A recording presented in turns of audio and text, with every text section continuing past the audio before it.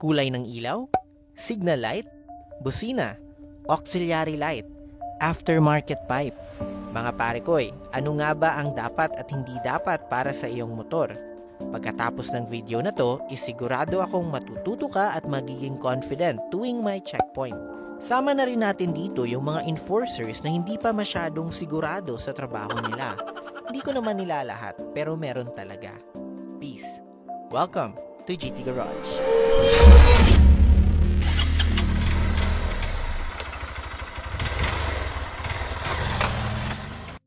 Alam nyo ba mga tol na ayon sa isang survey, ang mga nakamotorsiklo ay ang isa sa pinaka-bullied type of vehicle dito sa Pilipinas. Checkpoint dito, checkpoint doon, huli dito, huli doon, kotong dito, kotong doon. Ano ang dahilan? Sad truth. Medyo mababa talaga ang tingin ng karamihan sa mga nakamotor. Again, hindi ko nila lahat, pero ito ang kadalasang nakikita natin sa kalsada. So, paano nga ba natin mababago ang ganitong pananaw? Well, ika nga, knowledge is power. Lamang ang may alam. Open-minded ka ba? Tara, usap tayo. Let's begin with the simple functions ng ating mga motor. So mga pare ko, unang chine-check talaga is dapat gumagana ang mga basic parts nito. Kapag merong isa na substandard o di kaya sira, pwede ka talagang mahuli ng LTO. Tatlo lang naman yung rules natin pagdating sa headlight. Una, sa kulay, white or yellow lang ang pwede.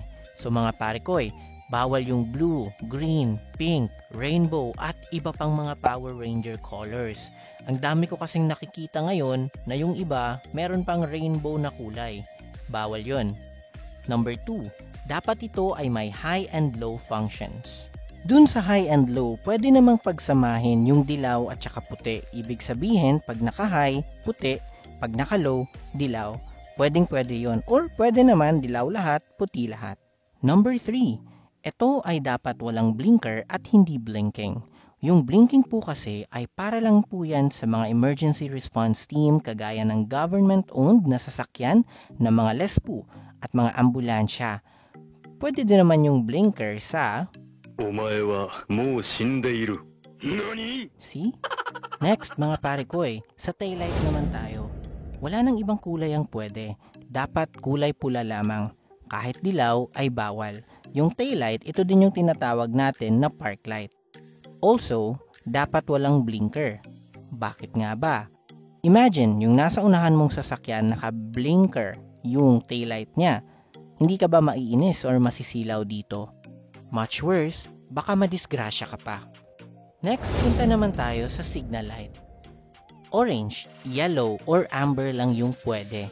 Let me be clear mga pare ko bawal ang pula, blue, at iba pang kulay. Medyo marami din kasi akong nakikita, lalo na yung blue. Bawal yon. Pag nakita kayo ng LTO, siguradong may huli kayo. Bago ako magpatuloy, bakit ko nga ba ginagawa ito? Well, may tatlong rason kasi kung bakit tayo nakukutungan. Una, may violation talaga tayo dahil sa hindi pagsunod ng batas. Pangalawa, mali-mali yung sinusunod ng enforcer, huli lang ng huli. At pangatlo, ikaw, wala kang alam sa rules kaya kahit wala ka namang kasalanan, madali ka lang gawan ng pagkakamali kahit wala naman. Gusto ko lang makatulong sa lahat. Sharing is caring, ika nga. Continue tayo mga tol. Next topic natin is brake light. Ngayon, pag sinabing brake light, obviously dapat nasa likod ito ng sasakyan mo. Di kagaya ng sasakyan, sa motor, dapat gumamit lang tayo ng isang brake light. Ito ay dapat gumagana lamang kapag ginagamit natin yung ating preno. Kumbaga, hindi siya naka-steady on, kaya nga tinawag na brake light At ang kulay nito ay dapat pula. Okay, magpatuloy tayo. Punta naman tayo sa tinatawag na auxiliary light. Based on experience siguro mga 10 beses na akong sinita dahil gumagamit ako ng auxiliary lamp. Buti na lang, meron ako laging dala na LTO memorandum tungkol sa auxiliary lamp. Kasi akala ng iba, pag naka-aux lamp ka, huli agad. Pero dahil may kopya ako ng memo, natuto pa sila sa akin at nadala ko lang sa swabing usapan. Unang rule kasi dapat dito, pag sinabing auxiliary light, meron siyang sariling linya, sariling wire, at meron din itong sariling switch. Ito talaga yung unang tinatanong o hinahanap pag may checkpoint. Dapat kasi sa auxiliary light ay hindi siya naka-steady on. Ginagamit lamang siya pag madilim na talaga yung kalsada. So di pwede itong gamitin sa mga city proper, lalo na pag marami yung street lights. Kung kulay naman yung pag-uusapan, dilaw at puti lang yung pwede. Yung position ay dapat nakatutok siya pababa ng kalsada. Di pwedeng nakatutok sa right, di pwedeng nakatutok sa left, or di pwedeng nakatutok sa taas. Para naman sa number of auxiliary lamps, 2 lamps lang ang allowed, isa sa kanan at isa sa kaliwa. Meron ding tinatawag na lamp distancing, ibig sabihin 4 inches yung distansya nila sa isa't isa. Ewan ko lang meron kasi akong ibang nakikita na more than 3 or 4 auxiliary lamps yung ginagamit. Alam mo yun, yung parang kukunin ka na ni Lord sa sobrang liwanag. Naku, bawal yun. Kada aux lamp naman ay meron siya dapat maximum of 6 bulbs. So bale, 2 lamps times 6 bulbs, total of 12 bulbs lang lahat. Ayos na yun. May nakikita kasi ako minsan na sa isang aux lamp meron siyang 10 or 12 na bulb sa isang lamp. Bawal yun. Okay? Sa position naman, yung rule natin is dapat hindi tataas sa manubela yung pwesto at hindi dapat gumagalaw or affected ng shock while running. So wag na wag nyong ilagay sa shock. Nakakasilaw yun sa mga kasalubong nyo. So clear ko lang, walang rule na sinabi si LTO na dapat sa ibaba ng headlight ilalagay ang aux lamp. Kasi may mga motor tayo ngayon na nasa ibaba talaga yung headlight niya. So napakahirap ilagay yung aux lamp pag ganon. So pwede pa rin naman kahit nasa itaas ng headlight, basta lang hindi lalampas sa manubela. Ngayon, kung hindi kayo sigurado kung paano ito ilalagay, available naman yung mga bracket na tinatawag, which is for your auxiliary lamp. Pag ginamit nyo yon, I'm sure sturdy or hindi talaga magagalaw yung aux lamps nyo. Check nyo na lang sa mga online shops or di kaya sa mga motor shops nyo. Moving on to another topic. I'm telling you pare, dito talaga pinaka-stricto ang LTO pagdating sa motor. Ito ang tinatawag na aftermarket pipes. Kadalasan sa Metro Manila ang pinaka-stricto dito. Pero kahit nasa probinsya, lalo na yung mga capital cities, medyo stricto din sila sa mga aftermarket pipes. Gusto ko lang iklaro LTO allows the use of aftermarket pipes. Pwedeng-pwede. Ibig sabihin, gumagamit ka ng hindi stock na pipe. Yun nga lang, merong guidelines. Ito rin kadalasan yung misconception ng mga enforcers. Even yung pulis again, hindi ko nila lahat. Merong kukonte. Kasi, pag tingin nila na aftermarket pipe yung ginagamit mo, huli ka agad, bawal ka agad.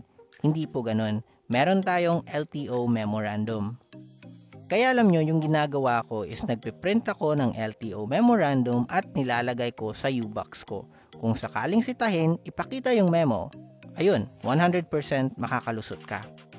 So ano nga ba yung rules natin pagdating sa aftermarket pipes? In the previous years, yung noise or sound ng pipe ay maximum or below 115 decibels. Yan yung measurement natin for sound. Pero, this 2021, naglabas ng bagong guidelines si LTO patungkol dito.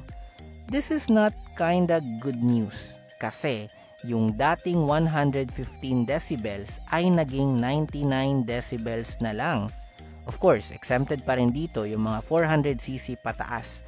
Pero yung mga gumagamit ng 400 below kagaya ng 125, kailangan talaga nating sumunod dito. Gaano nga ba kalakas yung 99 decibels? Well, to describe it, very close siya sa stock na pipe. Pero malakas lang siya ng konti. So I don't know lang kung meron pa nga yung aftermarket pipe na 99 decibels. Kasi usually pag aftermarket pipe nasa around 100, 110. Kagaya nung sa akin, I use Apido pipe. Sometimes yung Apido pipe umaabot ng 112, 110, which is very close naman sa 115. Kaya nga lang, sa bagong rule, hindi na pasado yon kasi 99 decibels na lang. So paano nga ba ito sinusukat? bago tayo mapunta dyan, pag sinita ka ng isang enforcer or LTO agent, make sure na meron silang dalang decibel meter. Kasi pag wala silang decibel meter, hindi ka pwede nilang bigyan ng ticket. Maliban na lang siguro kung naka-open pipe ka talaga na napakaingay. So, punta na tayo dun sa steps. Number 1, dapat 0.5 or kalahating metro ang layo mula sa outlet ng pipe at naka 45 degree yung position niya. Parallel sa ground and the same height dapat nung tambutso. Imagine it guys. Ngayon, pag nakapwesto na, i-rev ang motor at dapat yung RPM maglalaro lamang sa 2,000 to 2,500. Para naman sa mga naka 125cc bodies natin dyan, usually wala kayong RPM gauge. So, equivalent ito ng half throttle. Huwag sumobra sa half throttle. Seriously, bottom line natin dito is marami pa ring enforcer sa kalsada na wala pa ring alam dun sa mga pinagsasasabi ko kanina. Hindi lahat, pero halos lahat. Problema kasi, kulang sa training, orientation, very poor yung qualifications ng mga enforcers natin. Kaya naman mga parikoy, upang maiwasan yung kutungan at bangayan sa mga enforcers natin dun sa kalsada, mag-print na lang kayo ng mga LTO memos at ilagay nyo ito sa motor nyo. So ayan mga parikoy, please check my description box. Ilalagay ko dyan ang mga LTO memo para download and print na lang kayo. Siguro hanggang dito na lamang. Hanggang sa susunod, ride free everyone. Peace out.